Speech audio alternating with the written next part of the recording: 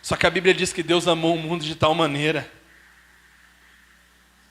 que Ele deu o seu Filho, o seu próprio Filho, para morrer por amor a nós.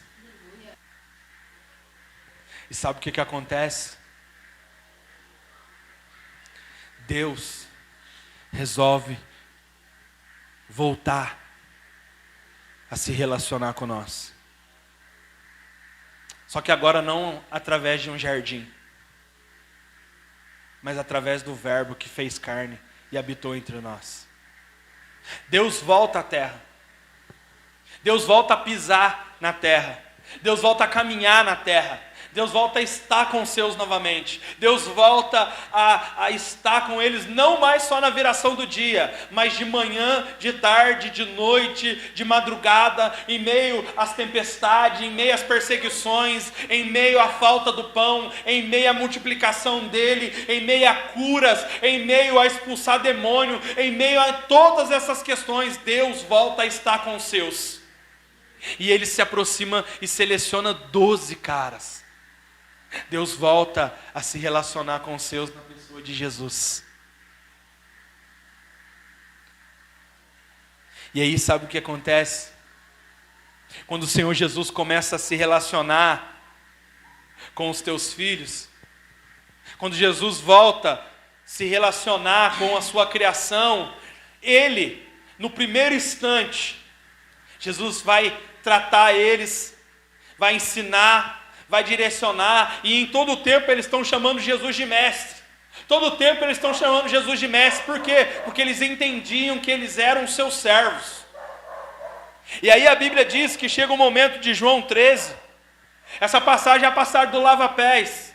Quando Jesus vai lá e começa a lavar os pés dos seus discípulos. Quando ele acaba de lavar os pés dos seus discípulos, ele olha para eles e diz para eles o seguinte: vocês me chamam de mestre e senhor, e vocês dizem bem, porque de fato sou mestre e sou senhor sim.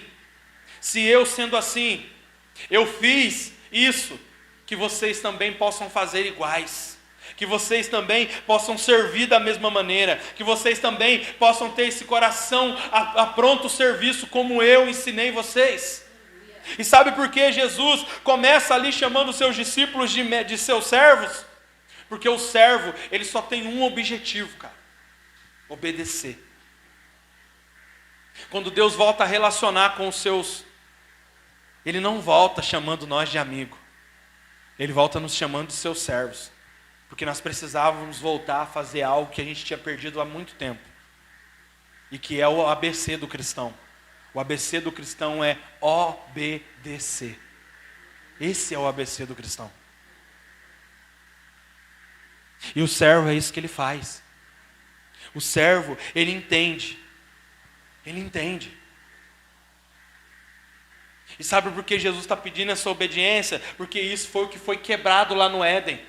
Deus tinha dado uma ordem para Adão e Eva: não comam, e eles desobedeceram. Agora Jesus vai começar o relacionamento com seus discípulos, e Ele vai ensinar para eles o princípio da obediência. E Ele vai dizer: está vendo o que eu fiz? Eu lavei o pé de vocês. Não tenham dificuldade de lavar os pés uns dos outros. Não tenham dificuldade de servir uns aos outros. Não deixe de me obedecer. Não deixem de ser obedientes. É isso que Ele vai dizer. Só que Jesus caminhou com esses caras 3 anos, velho. 3 anos. 3 anos é tempo. É muito tempo. É um tempo expressivo, cara. Jesus caminhou com eles 3 anos. E durante esses 3 anos, Jesus ensinou eles de todas as maneiras que vocês possam pensar. A ponto desse relacionamento se aprofundar um pouco mais. Porque 2 capítulos depois, nós estávamos no 13 de João, já lá no 15, quando Jesus está falando da figueira, quando Jesus está falando a respeito dos ramos, das ligações, lá no capítulo 15, no versículo 15 também, sabe o que Jesus vai dizer para eles? Jesus vai promovê-los. E aí Jesus diz para eles assim, já não chamamos de escravos, de servos, Pois o Senhor não faz confidência, Ele não abre o coração, Ele não conta segredo aos servos. Agora eu chamo vocês de meus amigos, pois eu lhes disse tudo o que meu Pai me disse. Uau! Cara, entende uma coisa. A obediência, ela é necessária. Se eu quiser ser servo.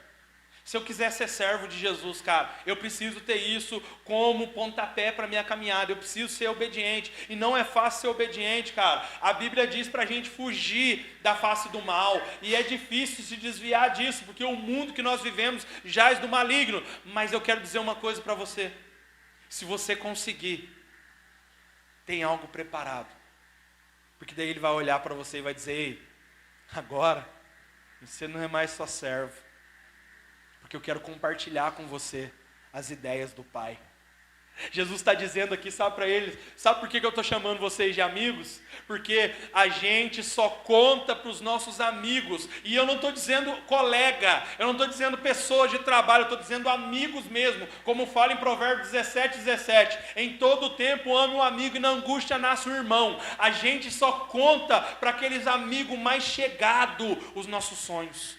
A gente só conta para os nossos amigos mais chegados os nossos propósitos, aquilo que nós almejamos, aquilo que nós buscamos, o desejo do íntimo do nosso coração. E Jesus está dizendo: ei, eu fiz isso com vocês. Tudo o que o meu Pai me contou, tudo que o meu Pai dividiu comigo, eu dividi com vocês também. Uau!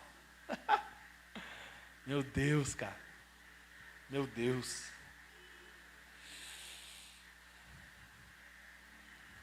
Porque o amigo, cara, ele é aquele que é íntimo. E isso foi algo que Adão perdeu, cara. Adão perdeu isso. Porque Deus, cara, ele descia para caminhar com Adão. Descia para caminhar com Adão, cara. E Adão tinha perdido isso. Só que daí Jesus veio para restaurar essa amizade, e caminhou durante 3 anos ou 3 anos e meio com os seus discípulos, mostrando e revelando para eles o coração do Pai. Uau! Posso parar por aqui já, né? Cara, eu queria parar por aqui, só que nosso Deus, ele é surpreendente, cara, porque ele não para. Cara, ele não para. Não para, porque isso já ia ser perfeito para nós, cara. Isso já ia ser algo top. Se nós saíssemos daqui hoje ciente que o Senhor restaurou a nossa amizade com Ele através de Jesus Cristo, cara, nós saímos daqui vibrando já.